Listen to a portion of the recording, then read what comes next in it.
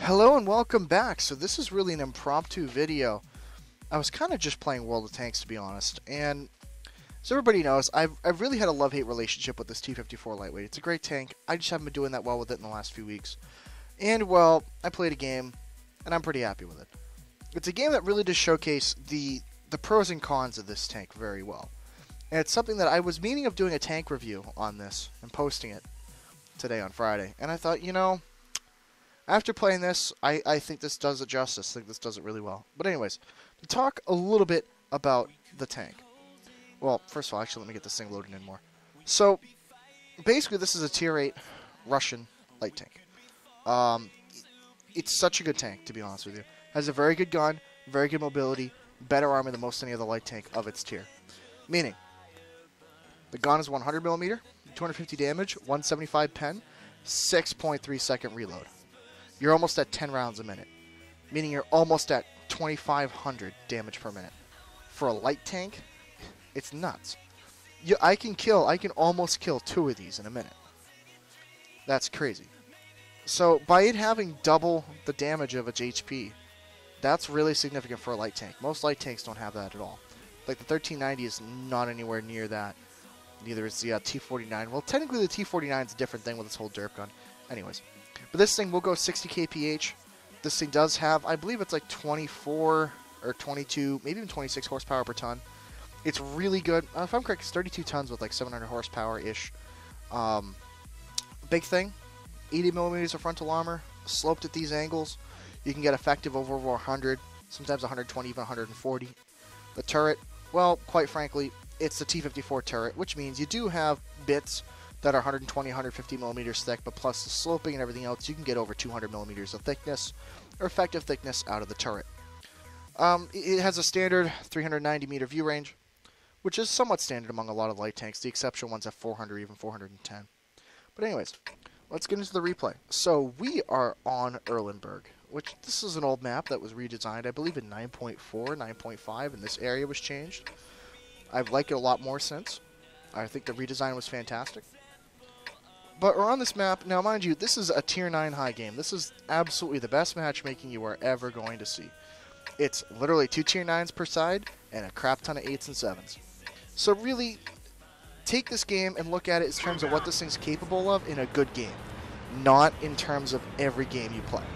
There's no way you're going to be able to pull off this kind of result every game. Because I get a little lucky, but also I know how to play it well. So anyways, can I speed it up? There we go. So I'm going over to my favorite spot over here at G1. I like over here, it's nice, it's far back enough, I can still passive scout. Big thing I think about the T54 Lightweight is this is a hunter killer. This is a tank that, if I see an enemy tank dead that I want, and I have the opportunity, I take it. That's why I run vents, I run gun rammer, and I run vertical stabilizer. I believe that's the best way to do it. Yeah, you can fit coated optics and other things, but quite frankly, this thing's not designed to be as good as the T49 and Bulldog in terms of view range and spotting. So I put it towards what it's good for, which is maneuverability, which is something to consider because this thing has so much horsepower and it's light enough. This thing will outmaneuver other light tanks, with the only exception being probably the Bulldog and maybe the T37, but you usually aren't going to see those on the enemy team. But anyway, so the team kind of deploys in an awkward fashion. You got a Chibi over here that for some reason camps out at K0 for a while for some unknown reason. There's an enemy T49 here. Our T49 just totally derped. But anyways, let me get back to this. Off-Kling's Panzer over here. He's just trying to scout out. We got a Tiger and a couple other things. It's kind of a weird deployment, first of all. So anyways, there's a big difference, actually. I want to actually highlight this. This is important. Our Tier 9s are an AMX-30, which is a light medium tank. I consider a light medium tank. Has no armor. Has a decent gun. Mind you, this tank just came out, so I don't even know if it's fully upgraded. I kind of doubt it.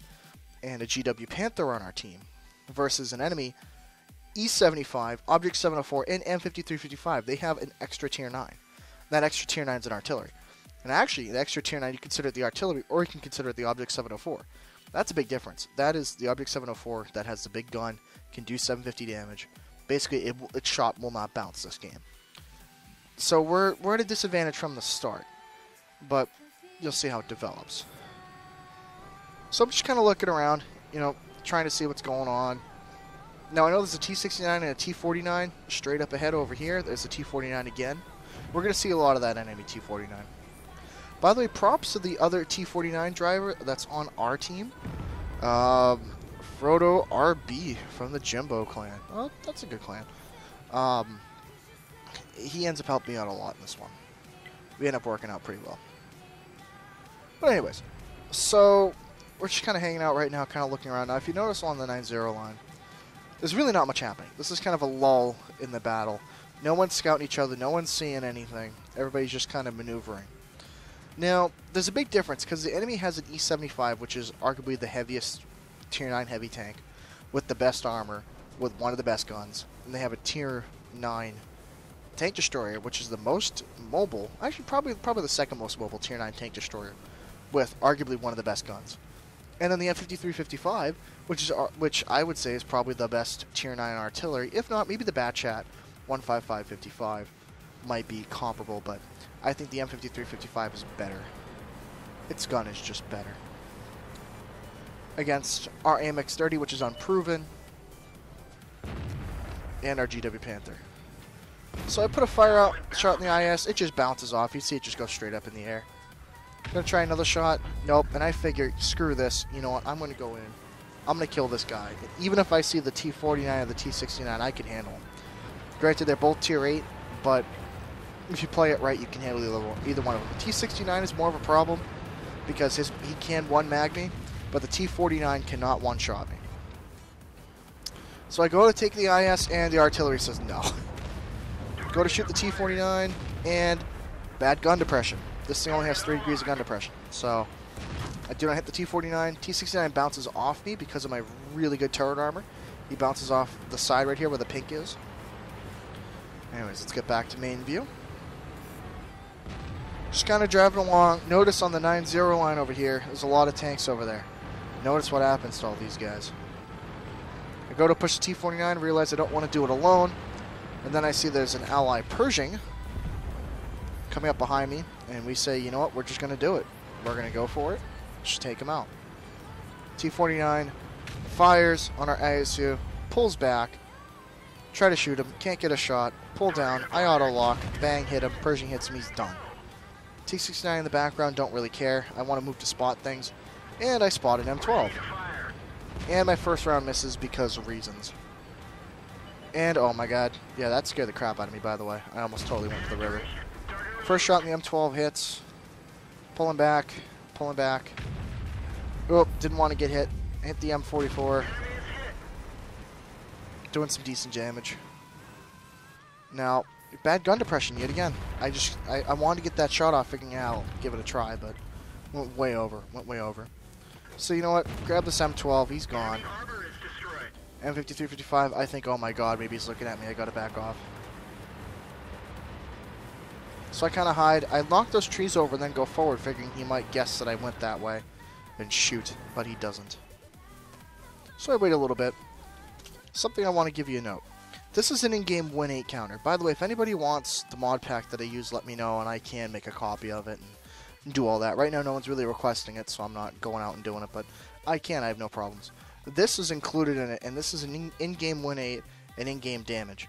Now, it shows the damage that you're expected to do with it takes into account your average damage and your win 8. So the idea that if you want to get whatever your average win 8 is, it's going to show the damage that it thinks that you should get. It takes into account your tier and a few other things and the chances and the odds and whatnot.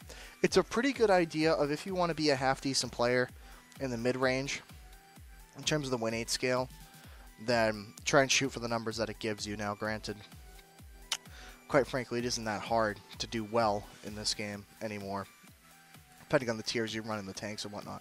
But, ooh, sorry. But it's really good for having. Also, it makes you play better, because then you know exactly how well or how badly you're doing.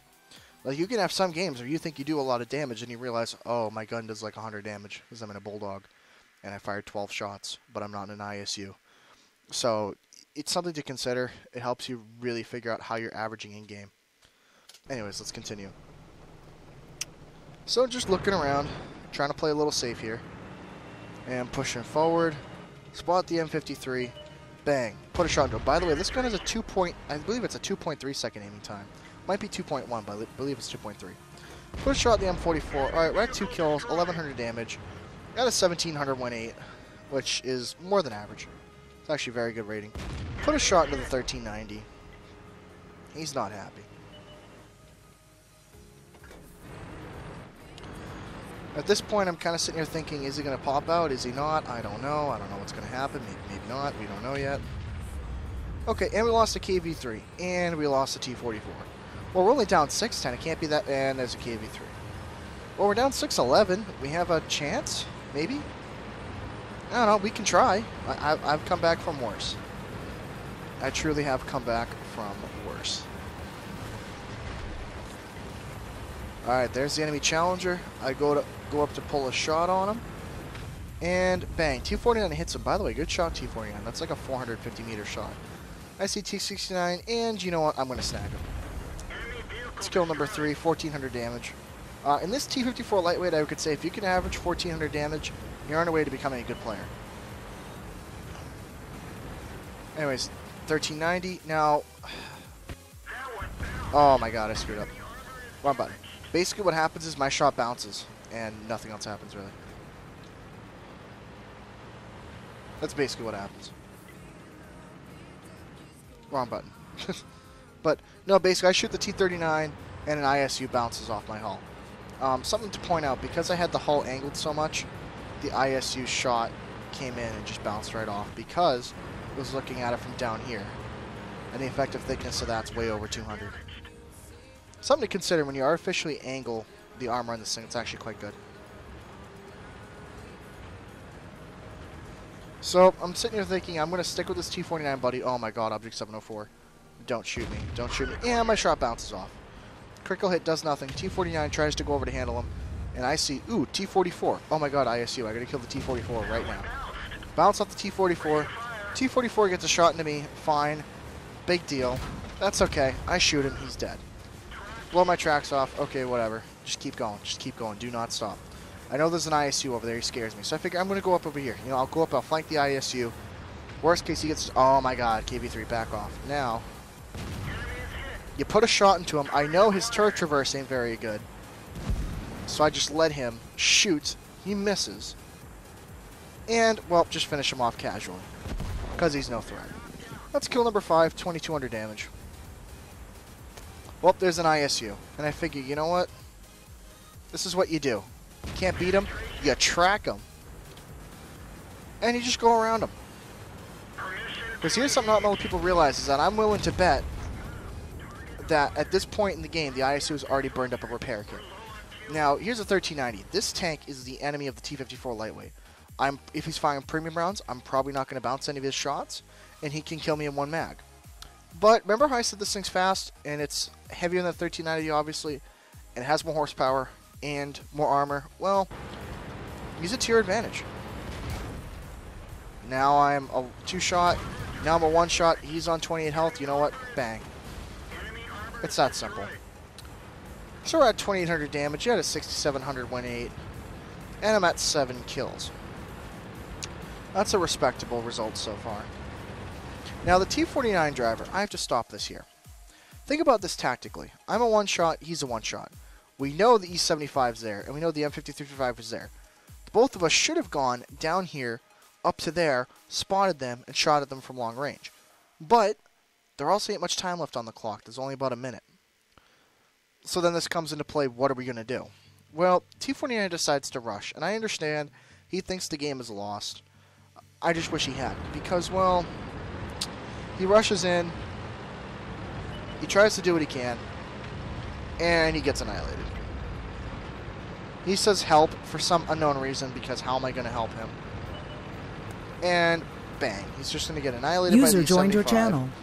He's already gone. He's all set. Oh, sorry, the M5355 killed him. My bad. Anyway, so finally I'm just sitting here, I'm like, you know what? The game's about to end. I got about 20 seconds left. I'll just kill the M5355. The hell with it. I'll kill him. I'll get a shot into him. That'll be kill number 8. And then, well, I can't kill the E75. In a good day, I could. In a good situation, I really could if I had the opportunity. However, he's still on full health because the T-49 ran in and killed himself. Not much I can do. And, well, the game just kind of runs out from here. I figure I might as well run after him. Maybe I might spot him.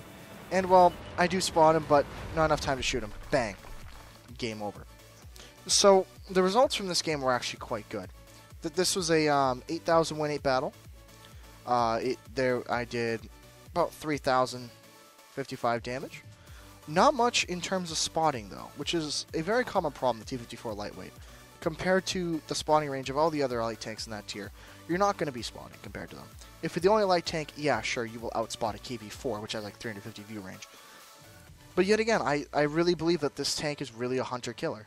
If you play it exactly like I showed here, you're going to do well in it. You're going to do far and above what a lot of people do. And this is the thing about the T54 Lightweight that's really hard to understand. There's this very small window for being able to be hyper-aggressive and hyper-passive. There really isn't that much of a mid-ground. If you're kind of in the middle of everything, they're going to kill you because of your lack of armor and your lack of health. If you play hyper-passive and you just stay off everybody's radar and you don't get spotted, and you have to live for this second half of the game. If you noticed, this tank really didn't come into play until over half my enemy team was killed. And that's usually how this tank's going to play out. If your team's doing really well, you can support, you can do some supportive fire, but you're nowhere near the main firepower of your allied team. You're not going to do the most damage. You're really not. Especially in a tier 10 game. If your team's completely stopping the enemy team, you're not the highlight player. You don't have the highlight tank, you're not going to be doing the most of it. But in this case, when you are at the second half of the game, when everybody else is already damaged, and you can sit there and just mop it all up. Now, obviously, this is not going to be a usual result. Usually, you're going to get a lot of tier 9s and a few tier 10s. However, this does not mean this tank cannot do it. This thing has done it for me time and time again in the high tier games. Lately, no, because, well, I stopped playing it for a while. But there's been other replays that I have that if anybody wants me to put up, I can. But you can take it to tier 10 games. Remember, with that premium round, it's 235 penetration. It's enough.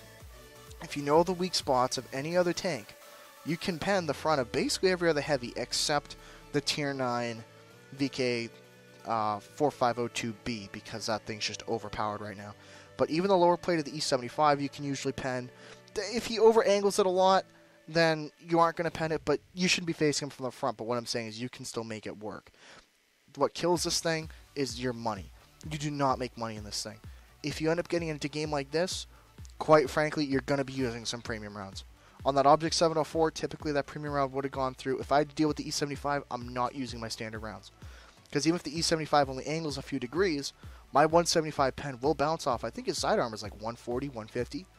Yeah, it's going to bounce. Especially with the tracks and everything else on there. It's not going to pen unless I get completely flat. And do I want to take that chance? Not particularly. So, in short, I would highly recommend this tank. If anybody watches the Gold League and watches any of the competitions in this game, this has become a favorite. Especially in the recent patches where this thing got an absolutely fantastic buff in its maneuverability and its rate of fire. This thing is much more competitive. Yes, it does suffer from that ridiculous lack of gun depression. And it kind of does suffer from the idea that the suspension is soft enough where sometimes your aim times can be a little longer. And it does suffer from the typical light tank lack of HP and whatnot. But this thing's armor can hold out. As you guys see, I had several ricochets this game. I had an ISU shot bounce off me. Quite frankly, if I was in any other light tank, I would have died. That's obvious. If I was in a T49, it would have killed me, but this armor saved me. So it has a lot of redeeming qualities. So alright, thank you guys for watching. Let me know what you think in the comments. Let me know if you think it was a good game or not. If anybody's interested, I can show tier 10 gameplay with this thing. If anybody's curious, it's going to be back from a couple patches ago. Probably like 9.6, 9.5. But I can definitely put that up. Alright, thank you for watching, and I shall catch you next time.